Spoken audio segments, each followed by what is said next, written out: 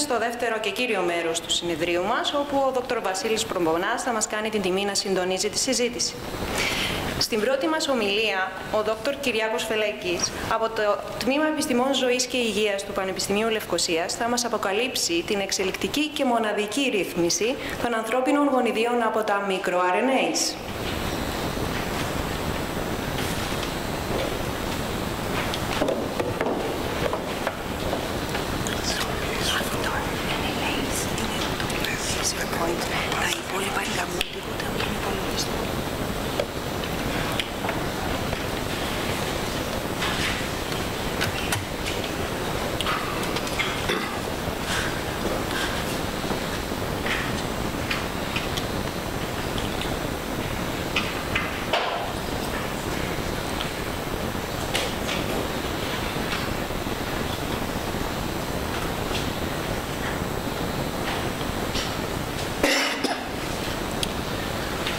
Καλησπέρα σας. Θα ήθελα αρχικά να ευχαριστήσω τους διοργανωτές για την πρόσκληση και τη διοργάνωση αυτού του συνεδρίου, καθώς και την πρωτοβουλία που πήραν για επαφή με τον πανεπιστημιακό χώρο και προσβλέπουμε σε περισσότερες εκδηλώσεις σαν και αυτές. Λοιπόν, το θέμα μας σήμερα, εξελικτική και μοναδική ρύθμιση των ανθρώπινων γονιδίων από το microRNA, ακούγεται λίγο περίπλοκο. Μπορούμε να το δούμε λίγο πιο απλά, γιατί είμαστε διαφορετικοί. Θυμάμαι το γιος μου στην προδημοτική μου είχε κάνει μια ερώτηση γιατί είμαστε διαφορετικοί από τον Ερμή, το σκύλο μας, τότε. Και ήταν εύκολο γιατί ήταν όταν είχε ακούσει για πρώτη φορά για το DNA και του εξήγησα το DNA. Είναι αυτό που κωδικοποιεί τα πάντα για το πώς φαινόμαστε, για το πώς συμπεριφερόμαστε. Αρκετά αργότερα όμως ήρθε μια μέρα και είπε ότι μας είπε ο δάσκαλος της επιστήμης ότι το DNA μας με αυτό του πυθίκου είναι σχεδόν το ίδιο. Γιατί είμαστε τόσο διαφορετικοί τότε? Και τα πράγματα δυσκολεύουν λίγο. Γιατί πρέπει να μπούμε στο να εξηγήσουμε τι είναι η γονιδιακή έκφραση.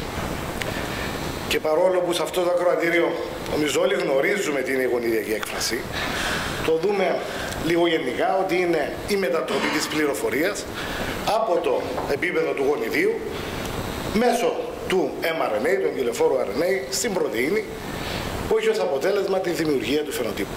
Ο συνδυασμός της έκφρασης όλων των γονιδίων στο κύτταρο έχει συνολικά, θα ονομαστεί ο φαινότυπος και η λειτουργία του κυττάρου. Άρα η γονιδιακή έκφραση, τα γονίδια τα οποία εκφράζονται σε έναν οργανισμό έχουν άμεση σχέση με το φαινότυπο. Φυσικά, όπως όλα οι μηχανισμοί και οι λειτουργίες, πρέπει να ρυθμίζεται αυτή η γονιδιακή έκφραση και δεν πρέπει να εκφράζεται ανεξέλεκτα. Άρα η ρύθμιση της γονιδιακής έκφρασης και από τι διεκφράζονται ακριβώς είναι μια πολύπλοκη διαδικασία, μια πολύ οργανωμένη διαδικασία και μια διαδικασία που δεν τη γνωρίζουμε πλήρως. Και εμπλέκει φυσικά πολλούς παράγοντες. Κατανοώντας αυτές τις διαφορές ρύθμισης και πιστεύετε ότι οι διαφορές ρύθμισης της γονιδιακής έκφρασης από οργανισμό σε οργανισμό συμβάλλει σημαντικά στις διαφορές που βλέπουμε μεταξύ διάφορων οργανισμών και διάφορων ειδών, στο φαινότυπο, στη λειτουργία. Πιστεύετε και όλα τα στοιχεία δείχνουν ότι κύριες διαφορές στην ανατομία, φυσιολογία των οργανισμών παρατηρούνται λόγω την εξέλιξη αυτών των πολύ πολύπλοκων δικτύων ρύθμισης της γονιδιακής έκφρασης που εμπλέκουν πάρα πολλούς παράγοντες, διάφορα γενομικά στοιχεία. Και εμείς συγκεκριμένα ξεκινήσαμε θέλοντας να μελετήσουμε συγκεκριμένα το πώς οι αλληλοεπιδράσεις γονιδίων που βρίσκονται σε περιοχές όπως τους ονομάζουμε διακύμανσης αριθμού αντιγράφων, CNVs, και θα δούμε σε λίγο τι είναι αυτά, με τα microRNA συμβάλλουν στη ρύθμιση της γονιδιακής έκφρασης και σε αυτόν το δίκτυο το οποίο προσπαθούμε να κατανοήσουμε και να καταλάβουμε με ποιον τρόπο ρυθμίζονται τα γονίδια μας.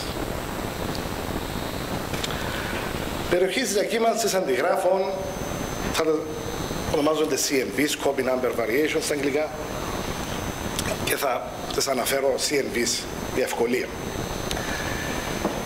Ο ορισμός είναι η παρουσία επιπρόσθετων ή απουσία συγκεκριμένων περιοχών στα χρωμοσώματα σε συγκεκριμένα άτομα που διαφέρουν μάλιστα από άτομο σε άτομο σε έναν πληθυσμό. Είναι σχετικά συχνά στο γονιδίωμα, γύρω στο 5%, αν και πιστεύετε ότι ήταν πολύ ψηλότερα, είναι περίπου 5%. Και είναι κύριοι παράγοντες για τη γενομική διακύμανση, φαινοτυπική πλειομορφία που βλέπουμε, καθώς και για την εξέλιξη. Και είναι πολλοί που πιστεύουν ότι τα CNVs είναι η κινητήρια δύναμη στην εξέλιξη. Αυτή η διακύμανση των αντιγράφων και τα πολλαπλασιασμός γονιδίων περιοχών είναι αυτά τα οποία προωθήσαν και προωθούν την εξέλιξη. Λοιπόν, σε αυτές τις περιοχές υπάρχουν προφανώς γονίδια. Αυτά τα γονίδια είναι λογικό να παρουσιάζουν μια διακύμανση στο επίπεδο έκφρασής τους. Από 2 αντίγραφα το να πάμε στα 10 αντίγραφα, προφανώς περιμένουμε μια αύξηση στο επίπεδο της έκφρασης, στο επίπεδο της πρωτεΐνης. Και το ερώτημα ήταν ως εξής. Αν αυτά τα CNVs και τα γονίδια που βρίσκονται σε αυτές τις περιοχές συσσωρεύονται κατά τη διάρκεια της εξέλιξης, πώς μπορεί ο οργανισμός να αντέξει αυτά τα αυξημένα επίπεδα γονιδιακής έκφρασης στο σημείο που να μην γίνονται τοξικά. Και αυτό ήταν το αρχικό μας ερώτημα. Και κάναμε μια υπόθεση που είπαμε ότι αυτή η αυξημένη έκφραση των γονιδίων που βρίσκονται σε περιοχές CNV μπορούν να ρυθμιστούν με την αύξηση των στόχων των microRNAs στο μη μεταφραζόμενο άκρο του γονιδίου. Τα microRNAs νομίζω όλοι γνωρίζουμε τι είναι. Είναι μικρά μόρια RNAs τα οποία ρυθμίζουν τη γονιδιακή έκφραση, ρυθμίζουν το αν ένα γονίδιο θα εκφραστεί ή όχι, κυρίως με το να προσδένονται στην τρία μη μεταφραζόμενη περιοχή του γονιδίου, το 3' UTR, όπως λέμε. Άρα εμείς υποθέσαμε ότι τι γίνεται, αυτά τα γονίδια για να αντέξουν αυτό το τοξικό σοκ, ας το πούμε, αύξησαν τα σημεία πρόσδεσης των microRNA στα γονίδια, στο mRNA. Τι κάναμε, πήραμε όλα αυτά τα γονίδια τα οποία ονομάζουμε CNV γονίδια, βρίσκονται σε περιοχές CNV, από έναν βάση δεδομένων των DGV, ήταν περίπου 10.000, και προβλέψαμε τους στόχους, τα microRNA, τα οποία θα ρυθμίζουν αυτά τα γονίδια. Με 2 διαφορετικούς αλγόριθμους. Και κάναμε ακριβώς το ίδιο στα υπόλοιπα γονίδια, τα οποία θεωρούνται μη CNV γονίδια, γονίδια τα οποία δεν βρίσκονται σε αυτές τις περιοχές. Και τι κάναμε, ήταν να συγκρίνουμε τον αριθμό των microRNA, τα οποία στοχεύουν αυτά τα γονίδια και στις 2 κατηγορίες, καθώς και τα σημεία πρόσδεσης των microRNA, γιατί τα microRNA μπορεί να ρυθμίζουν ένα γονίδιο με το να προσδένονται σε περισσότερες από μία περιοχές στο ίδιο mRNA. Και βρήκαμε ακριβώς αυτό, ότι περιμέναμε αρχικά. Τα γονίδια τα οποία βρίσκονται σε περιοχές CNV είχαν αυξημένη ρύθμιση από τα microRNA σε σύγκριση με τα γονίδια τα οποία δεν είναι σε μη CNV περιοχές, καθώς και τα σημεία πρόσδεσης των microRNA αναγονίδιο ήταν αυξημένα σε αυτές τις 2 κατηγορίες. Άρα καταλήξαμε στη δημοσίευσή μας που έγινε περίπου πριν 6 χρόνια, ότι οι οργανισμοί μπορούν να προσαρμόσουν αυτά τα υψηλά επίπεδα πρωτεϊνικής έκφρασης με τη συσσόρευση σημείων πρόσδεσης νέων microRNA στα συγκεκριμένα γονίδια, καθώς και δημιουργώντας νέα σημεία πρόσδεσης για νέα microRNA. Άρα, με κάποιο τρόπο πολύ απλά αυξάνεται η ρύθμιση από τα microRNA σε αυτά τα γονίδια. Αλλά για να ήταν αυτή η θεωρία μας σωστή και ότι εξελικτικά γίνεται αυτό, θα περιμένουμε ότι εξελικτικά τα γονίδια που βρίσκονται σε περιοχές CNV θα αυξάνουν τα σημεία πρόσδεσης microRNA πάνω τους. Γι' αυτό κάναμε μια ανάλυση σε 8 διαφορετικούς οργανισμούς εξελικτικά, ξεκινώντας από το κοτόπουλο και καταλήγοντας στον άνθρωπο. Και το αποτέλεσμα ήταν ακριβώς όπως το περιμέναμε. Υπήρχε εξελικτικά μία αύξηση στα επίπεδα, στα σημεία πρόσδεσης microRNA σε αυτά τα γονίδια που βρίσκονται σε αυτές τις περιοχές CNV. Προχωρήσαμε και κάναμε και κάτι άλλο. Πήραμε όλα τα γονίδια CNVs σε όλα τα 8 διαφορετικά είδη και βρήκαμε το μέσο όρο προβλεπόμενο στόχων ανά microRNA. Δηλαδή πόσα microRNA κατά μέσο όρο ρυθμίζουν τα γονίδια σε αυτά τα 8 είδη που βρίσκονται σε περιοχές CNV. Και χωρίσαμε τα γονίδια σε δύο κατηγορίες. Συγχωρείτε. Τα γονίδια CNV που είναι πάνω από το μέσο όρο, άρα με απλά λόγια είναι αυτά τα γονίδια στο γονιδίωμα τα οποία θα δέχονται πολύ αυστηρή ρύθμιση από τα microRNAs, και τα γονίδια CNVs που βρίσκονται κάτω από το μέσο όρο. Άρα αυτά τα γονίδια δεν δέχονται τόση ρύθμιση από τα microRNA όπως στην πρώτη κατηγορία. Πήραμε αυτά τα γονίδια στην πρώτη κατηγορία και κάναμε ανάλυση κυτταρικών μονοπατιών, pathway analysis, για να δούμε ποια μονοπάτια, κυτταρικά μονοπάτια επηρεάζονται, σε ποια κυτταρικά μονοπάτια ανήκουν αυτά τα γονίδια. Σας θυμίσω, μιλάμε για τα γονίδια τα οποία ρυθμίζονται πολύ αυστηρά από τα microRNA.